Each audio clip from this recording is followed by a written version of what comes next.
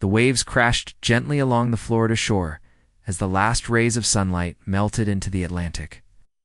On a quiet private stretch of beach near Miami, 3 silhouettes walked slowly along the sand. They weren't celebrities tonight. No fans, no media.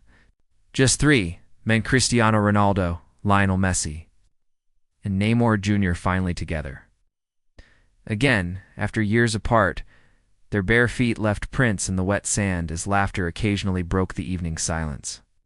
The laughter, though real, carried something. More complicated than joy-like echoes of a time long past, now suddenly close again. They had shared stadiums, trophies, heartbreak, and headlines. But life, in all its chaos, had drifted them apart. Club commitments, family life, international pressure, business ventures, and even the whispering voices of the media had carved space between them. Now, for the first time in nearly a decade, they were on vacation together. No managers, no entourages, no interviews, just friends. The idea started as a group message in the off-season. Ronaldo had sent a voice note from Portugal that was meant as a joke. "We should run away from all this and do a real road trip. No paparazzi, just the old school way. Just us." But Messi replied with a simple, "I'm in." His response was a selfie with sunglasses and a packed bag, captioned, "Ready." They landed in Miami 3 days ago and rented a quiet oceanfront villa, no luxury brands. No staff beyond a local caretaker who'd been sworn to secrecy. They cooked their own breakfast, shared Spotify playlists, and even fought over who had to do the dishes. It was like they'd rolled back time. But under the playful surface, each of them had brought something heavier than luggage. Season had ended under a storm of criticism. Despite his years of excellence, few bad matches and controversial moments had given online critics their chance to write him off.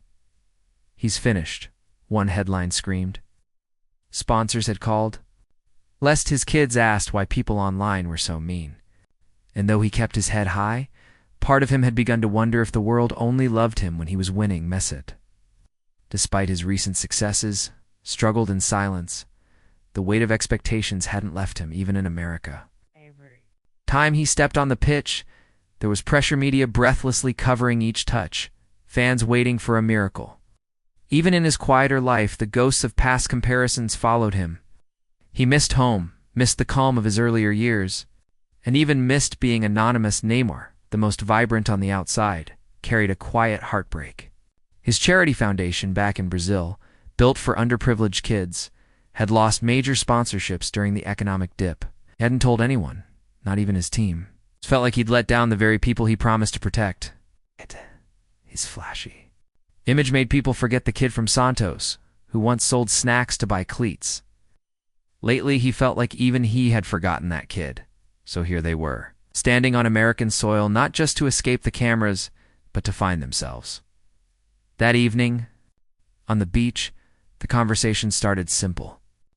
Talk about food, music, bad VAR decisions, but as the stars began to scatter above them, their walls dropped.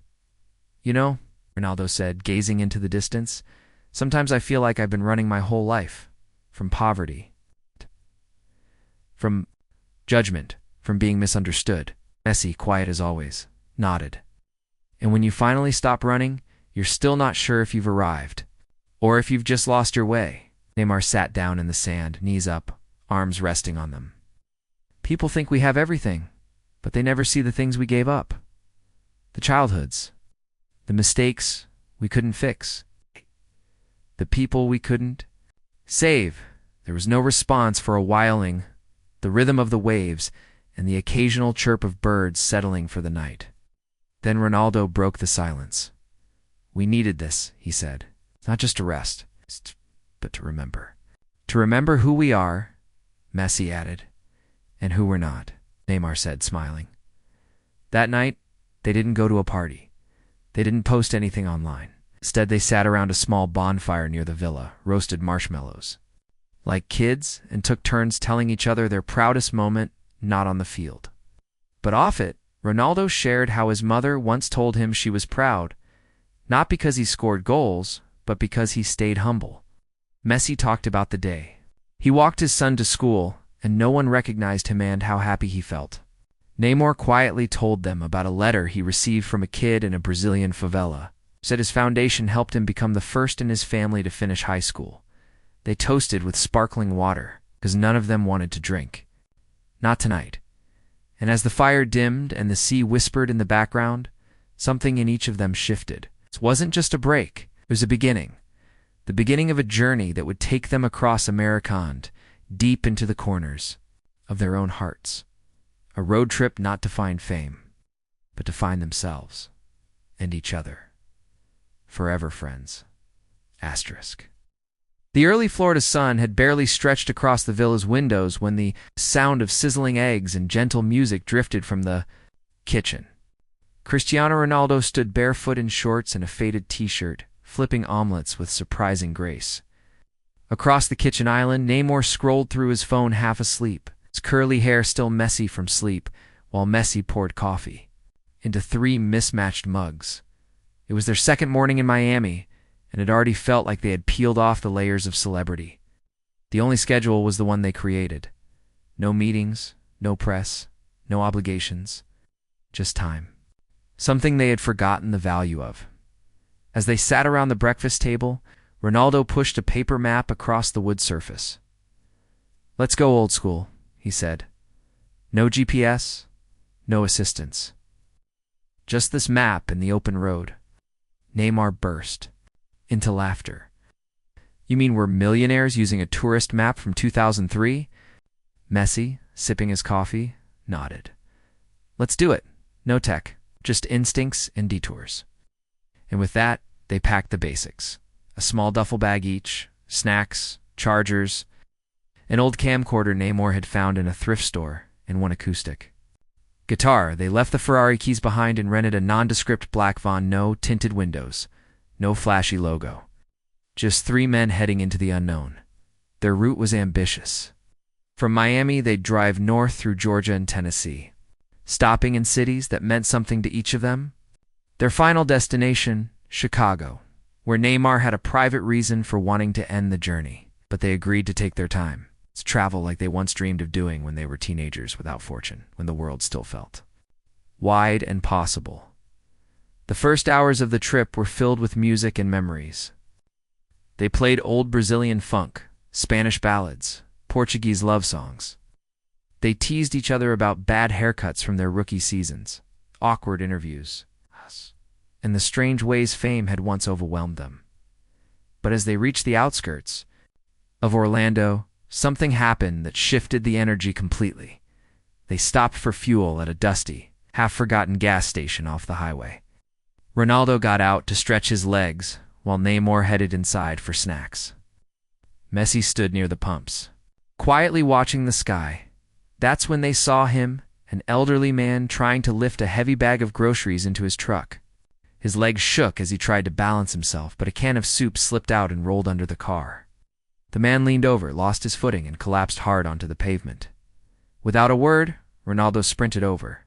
He didn't hesitate. Bent down, helped the man sit up, and gently supported his back with his arms. Messi was already picking up the scattered groceries, moving quickly but with care. Neymar emerged from the store holding a cold bottle of juice and a small first aid kit he had grabbed impulsively from the counter. "Sir, are you okay?" Ronaldo asked, his voice soft. The old man, clearly shaken but unharmed, looked up with teary eyes. "My back just gave out. I didn't expect help. People don't stop anymore." Ronaldo smiled and patted his shoulder. "We're not just people. We're humans. That's what matters." A young woman across the parking lot quietly recorded the scene on her phone. Not because she recognized them, but because the moment felt pure. She had no idea she was watching 3 of the world's most famous athletes. After making sure the man was okay and helping load his groceries, Neymar left a $100 bill on the dashboard of his truck with a note that read, "For your next meal, with love from strangers." They got back in the van and drove off in silence, each staring out their windows, unsure what to say. But in that quiet, something deeper formed between them. A bond that wasn't forged on stadium grass or inside trophy rooms.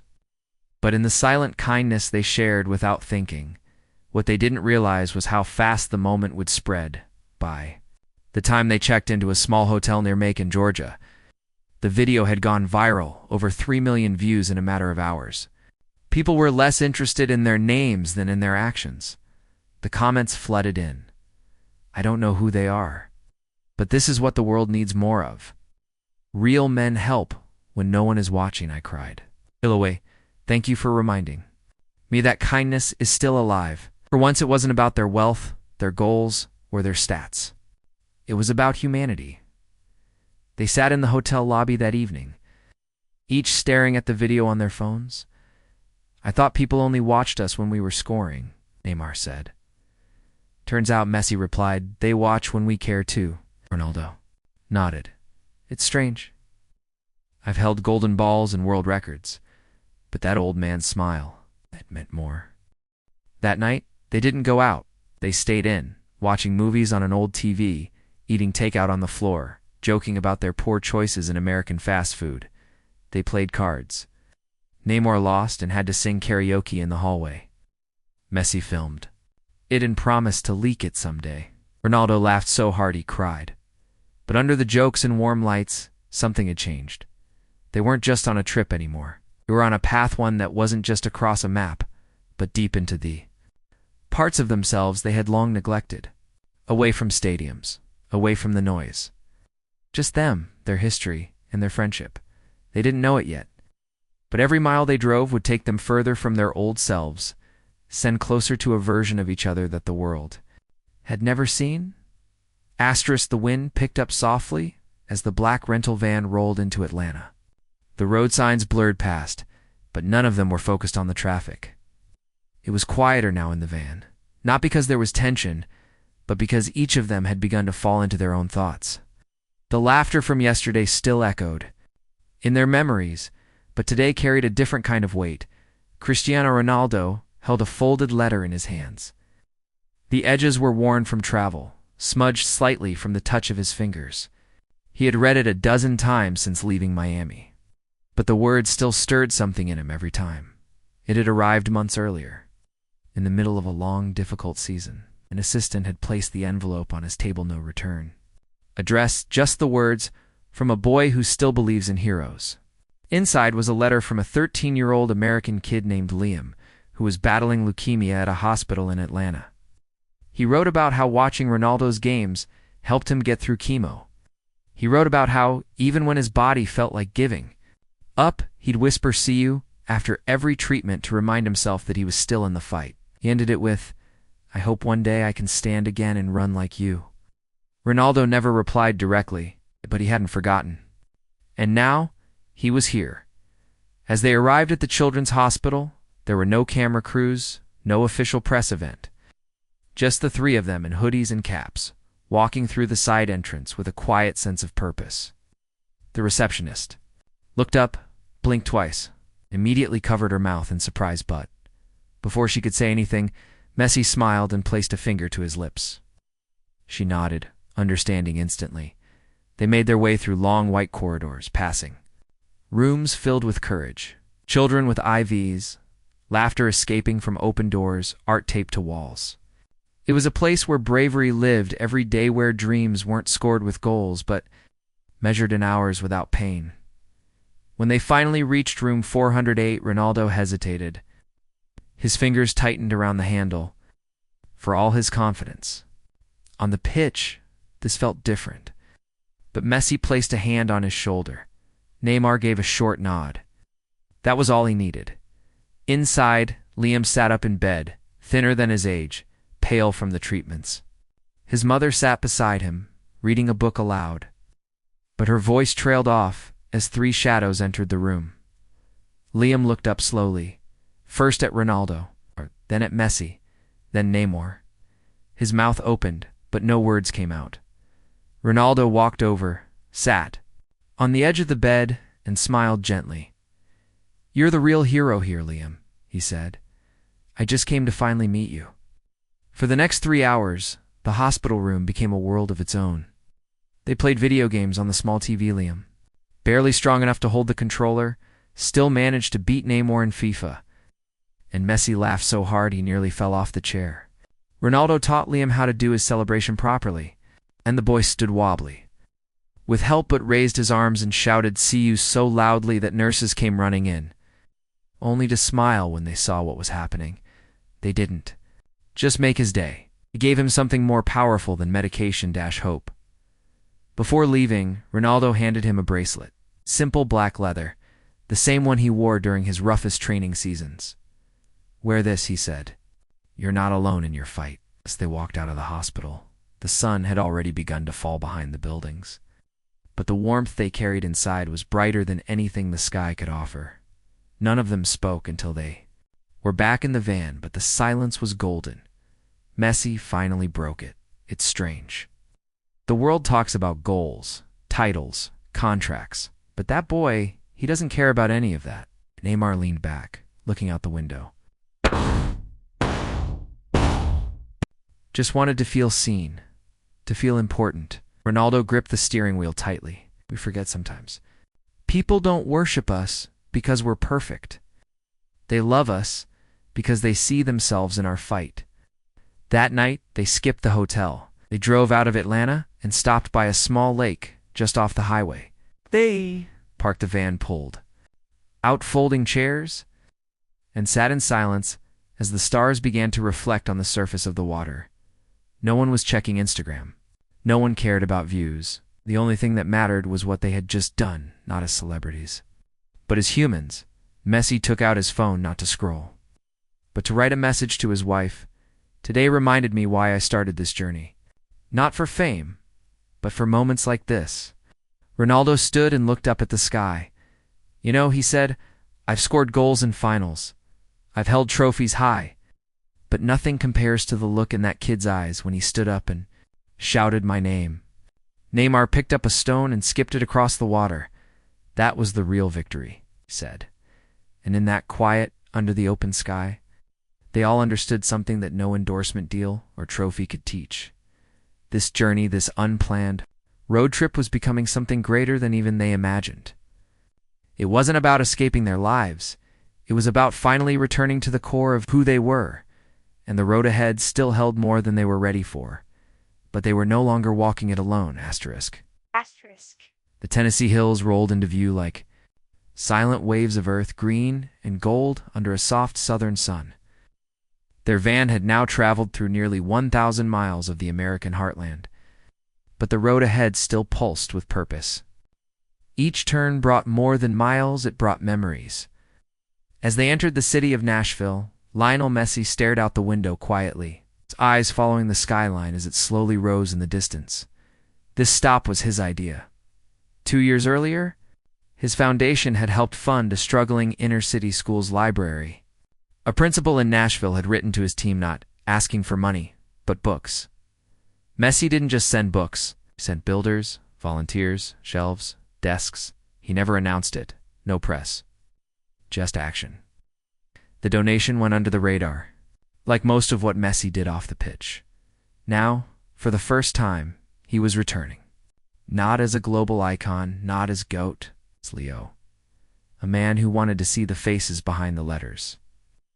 And he hadn't told them he was coming as they pulled into the school parking lot. It was a regular Tuesday morning. Yellow buses lined the street.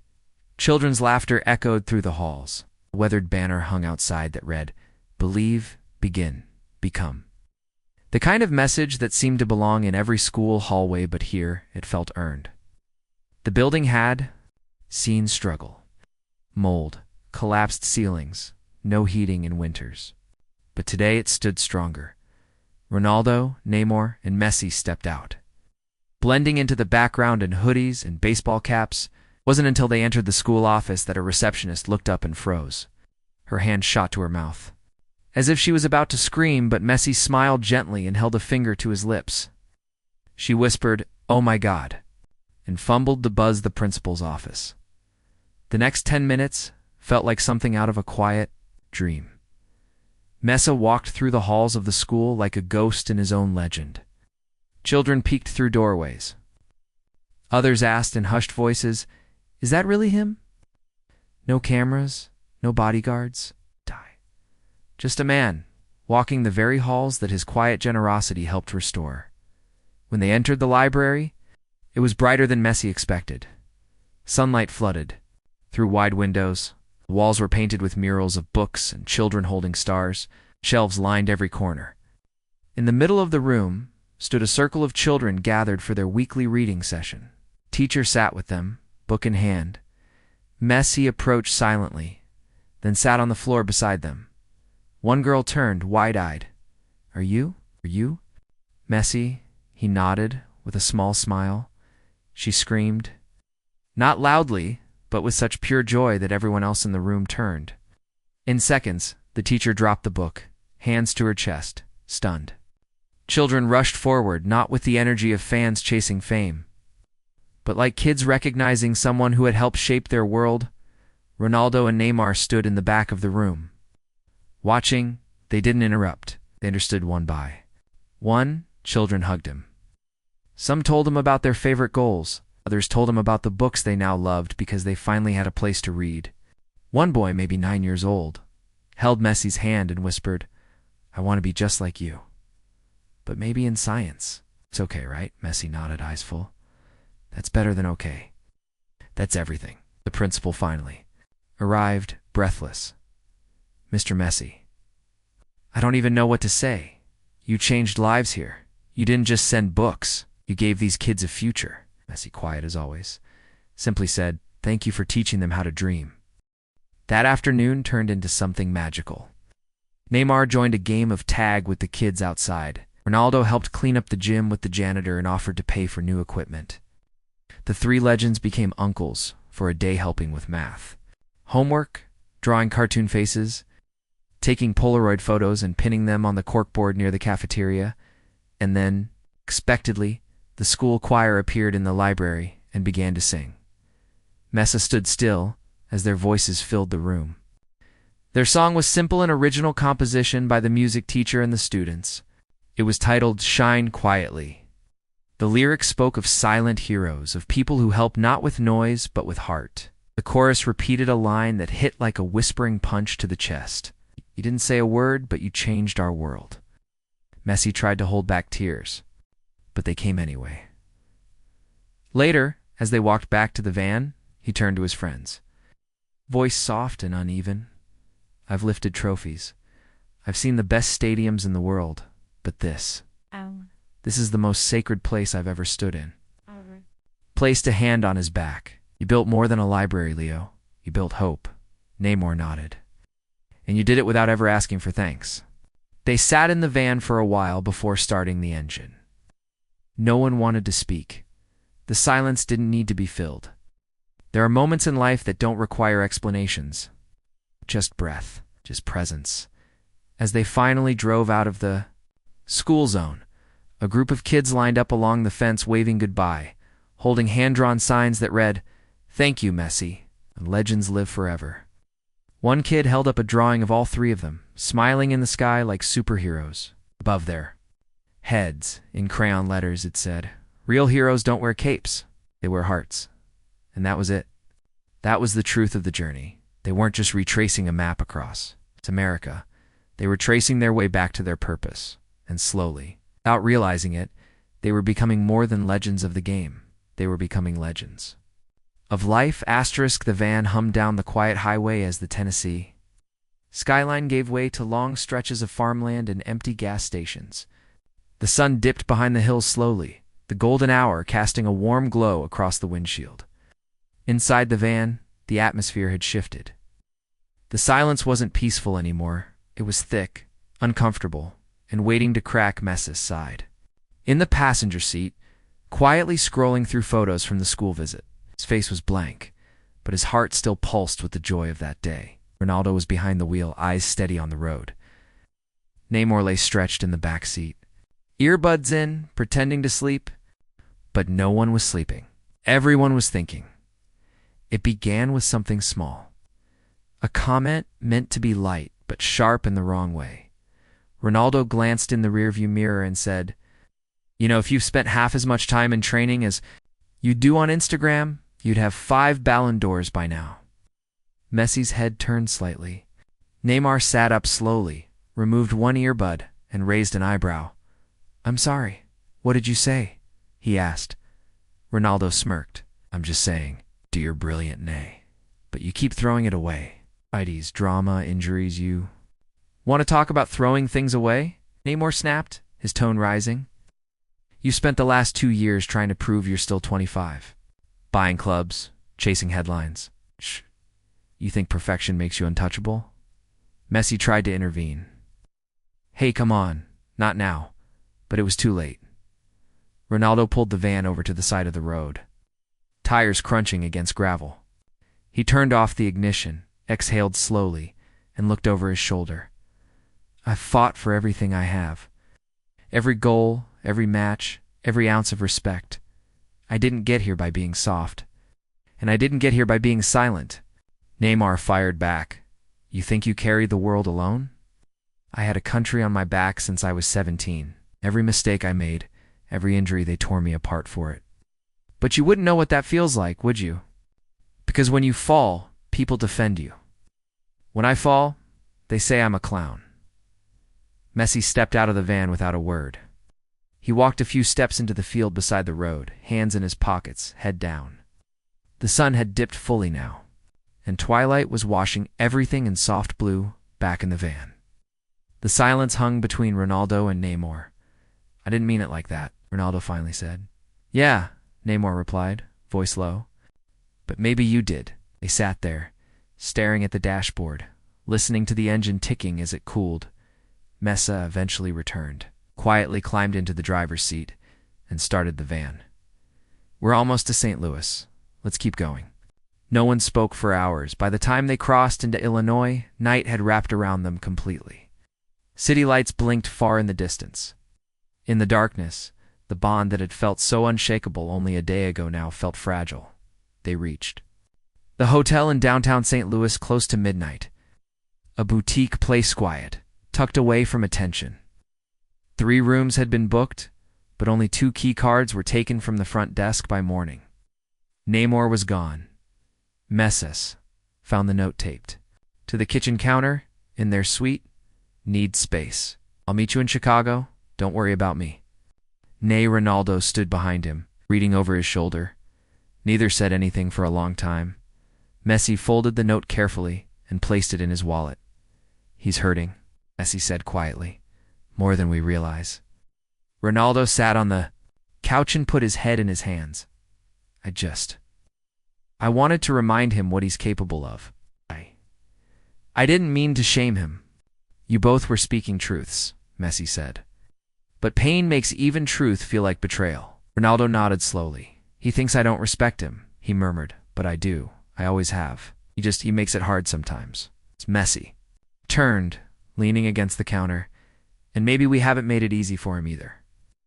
They stayed in that room all day, skipping their original plans. No sightseeing. No stadium tour. Just silence, coffee, and reflection. For the first time since the trip began, it felt like the journey was in danger of falling apart. The 3 men had traveled across the country, met strangers who touched their souls, given back to people who believed in them, but inside. They hadn't fully unpacked the burdens they carried between each other: ego, assumptions, misunderstood love. Years of tension wrapped in forced smiles and media performances. Friendship isn't always warm. Sometimes it burns. Sometimes it breaks. But sometimes it breaks so it can rebuild stronger. As night fell over St. Louis, Ronaldo stood at the window, looking out at the glowing skyline. "Chicago's his stop," he said. "We can't let him face it alone." Messi nodded. "Then we leave first thing." They didn't know what would happen in Chicago, but they knew they couldn't finish this journey separately, because real friendship isn't about never fighting. It's about who shows up when the fight is over. Asterisk, the rain in Chicago came without warning. Not a thunderstorm. Not a downpour, just a soft, unrelenting drizzle that painted the city in grays and reflections.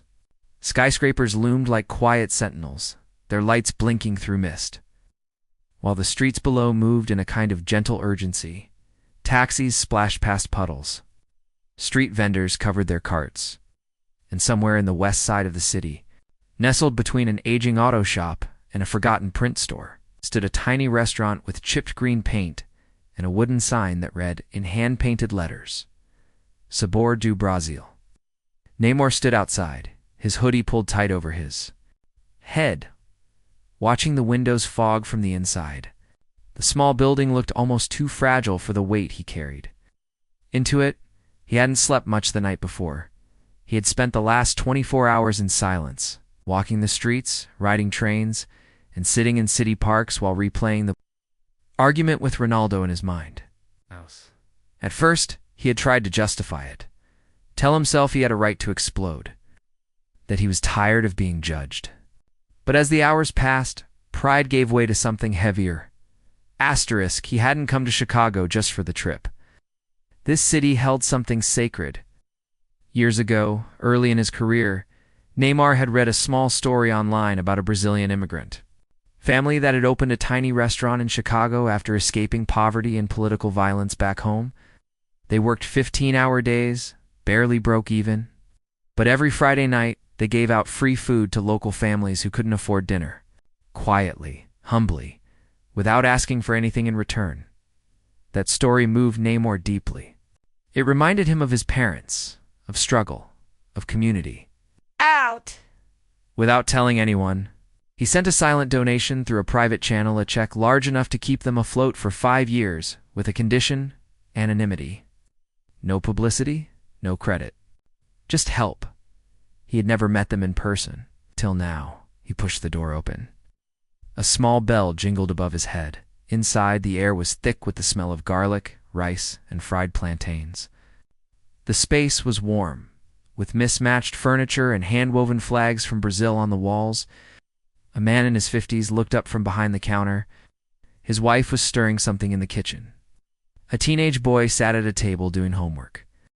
Neymar stepped forward, unsure of what to say. "Hi," he began, voice low. "I think you may not know me, but I know you." The man stepped around the counter, wiping his hands on his apron. "You're Neymar," he said slowly, with quiet disbelief. Neymar nodded. "I've known for a long time," the man continued, walking closer. "But I kept your secret, because I knew that's what you wanted." Neymar's breath caught in his throat. The man pulled him into a hug. Not a fan's hug. Not the kind that asked for selfies or autographs. Oh. It was the kind of hug that said, "Thank you for believing in us when no one else did." Over lunch, they talked about everything. The restaurant, the struggle, the Friday night meals they still gave away. The boy Andre explained that because of Neymar's donation, he'd be the first in his family to attend university next year. Neymar barely touched his food. His heart was too full. Just before dessert, the door chimed again. Messi and Ronaldo walked in. They were soaked from the rain, jackets clinging to their shoulders, hair damp from the wind. Neymar stood slowly, unsure of what would come next. Ronaldo stepped forward first. He didn't speak, just extended his hand. But Neymar didn't take it. Instead, he stepped in and embraced him tightly, as if the distance between them had always been a misunderstanding, waiting to be erased. Messi joined them, wrapping his arms around both, their foreheads touching in a circle of forgiveness and history. There were no apologies spoken. None were needed. Real friendship doesn't require perfect words, it just needs truth and presence. The restaurant owners gave them privacy, sliding the curtain closed at the front window. That night, the three of them stayed until close cooking, laughing, telling stories in Portuguese and Spanish, serving food to the few families who trickled. And despite the weather, Neymar manned the register. Messi chopped garlic in the kitchen. Ronaldo mopped the floors when no one asked him to. They didn't care who they were out there in the world inside those walls. They were just three men trying to matter. Later, after the restaurant had closed and the chairs were stacked, they walked outside into the Chicago drizzle. It had thinned to a soft mist now, and the streets were quiet. They walked without talking, the three of them side by side under a single shared umbrella. When they reached the edge of a park across the street, Ronaldo stopped. "I wasn't fair," he said. "I was too proud to admit that I've always envied how freely you live, Neymar shook his head. and I was too hurt to see you were just trying to protect something you value." Messi looked between them and smiled. "We're not supposed to be perfect. That's not what this is about. We're supposed to be real." They stood in the park, under the city lights, the mist soft on their faces, their shadows stretching. Quietly behind them, Ronaldo looked up. "Let's make one promise," he said. "No matter where we go after this, no matter how far, we meet again every year. Same time, same way." Messi nodded. Neymar held out his pinky. One by one, they linked fingers. No cameras, no fans. Just three brothers, standing in the rain. Remembering who they were before the world crowned them kings. The final leg of their journey, began at dawn. The sun hadn't risen fully over Lake Michigan yet, and Chicago was still asleep. Skyscrapers glimmered with the last breath of moonlight as the streets remained mostly empty, just delivery trucks humming. Early joggers with headphones and the sound of waves gently pushing against the harbor edge. Cristiano Ronaldo, Lionel, Messi and Neymar stood by the lakefront in silence. Their black van was parked nearby, the engine still ticking softly from the morning chill. No phones, no media, no posts. Just the three of them, arms crossed, wind brushing against their jackets. This wasn't a sightseeing stop, it was goodbye. The road trip had been their escape. A rebellion against the noise of their public lives. But more than that, it had become something sacred, something none of them had truly expected. It had been laughter and arguments, surprises and silence. Old scars reopened, and new ones gently healed. And now, the moment had come to let the journey go. Messi reached into his jacket and pulled out a folded sheet of paper handwritten. "Carefully creased, I wrote this on the third day," he said quietly. "Didn't know if I'd ever show you both." He unfolded it and began to read. "The world may know our names, but on this road, we were anonymous again. And in that anonymity, we became brothers. Not by blood, but by the miles we shared, the truths we told, and the silences we respected." He folded it again and handed it to Neymar, reached into the van and pulled out something wrapped in cloth. He unwrapped it slowly, a wooden frame. Inside was a Polaroid photo, taken by a young girl at the Nashville school. The three of them sitting on the floor among laughing kids, books scattered around them, each of them unaware the photo had even been taken. Beneath it, on the white border of the photo, the girl had written in blue marker, "The world needs more of this, Ronaldo." Handed it to Messi. "Hang it somewhere safe," he said. "Not for the world, for us." They walked slowly to the edge of the lake, standing at the stone ledge. Seagulls floated above. The air smelled of early morning fog and city steel. In that moment, none of them were athletes. None of them were global icons. They were just three. Men grateful they had found their way back to something real. Neymar broke the silence first. "I don't know what comes next for me. On the field, off it. Some days I feel like I'm still climbing. Other days like I'm falling." Messi placed a hand on his shoulder. "You're not alone in that," Ronaldo nodded. "I thought being perfect would make me untouchable. Turns out, being real is what makes you unbreakable." They sat down on the stone wall, letting the lake wind bite softly at their faces. Behind them, the city began to wake. Ronaldo looked at Messi. "Remember when we were rivals? Every headline? Every debate who was better?" Messi smirked. "We made history because of each other, and we almost lost each other because of it," Neymar added. Glancing at them both, they sat there for what felt like hours, watching the water ripple. Boats passed quietly in the distance. Above them, the first plane of the day soared through the sky, drawing a long white trail behind it. Eventually, it was time. Ronaldo's flight was first, then Messi's. Neymar was staying behind a few more days, planning to revisit the Brazilian family and volunteer anonymously at the Friday night food handout at the airport. The goodbye was simple but powerful. They hugged longer than usual. No words could really say what needed to be said. Because how do you say goodbye to a journey? That changed your soul? As Messi walked away toward his gate, he turned one last time. "We don't go back to who we were before this trip," he said. "Promise me that." Ronaldo smiled. "We don't go back. We go forward. Better. Neymar raised a fist gently. Like a salute, brothers forever. The next day, 3 social media posts appeared quietly. Ronaldo posted a picture of the Nashville classroom, captioned, "The best moments aren't televised." Messi posted a short video clip of the 3 of them walking through the rain in Chicago, writing only real life greater than trophies. And Neymar posted a photo of a small Brazilian flag painted on the side of the restaurant in Chicago, with a caption, "Some journeys are measured in miles, others in healing." The internet erupted with love, curiosity, and warmth, but none of them responded to the comments. Because some stories aren't meant to be explained, they're meant to be lived. And as the days passed, each man returned to his life. Training resumed, headlines reappeared. The noise of the world grew louder again, but somewhere, deep inside, each of them carried a new silence, sacred silence. A reminder that friendship isn't built in stadiums, it's built in small kitchens. In hospital rooms, on forgotten highways, in handwritten letters, and in quiet promises. Made beneath city lights and early morning fog, they had set out on a road trip to escape. Instead, they had found the most important thing they had ever lost: each other and themselves. Forever friends?